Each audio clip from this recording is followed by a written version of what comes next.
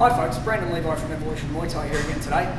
Today I'd like to take you through how to hold pads for the Teep, or otherwise known as the push kick or the front kick. Okay?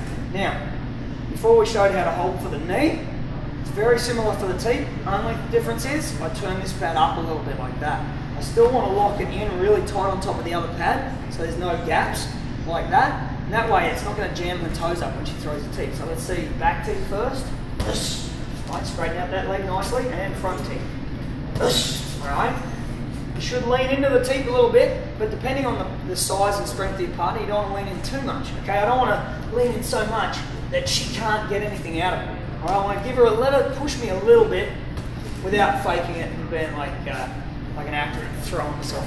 Okay, so we're here. One. There it is. Okay, nice and safe. I find that to be the most effective way to hold pads for the Teep.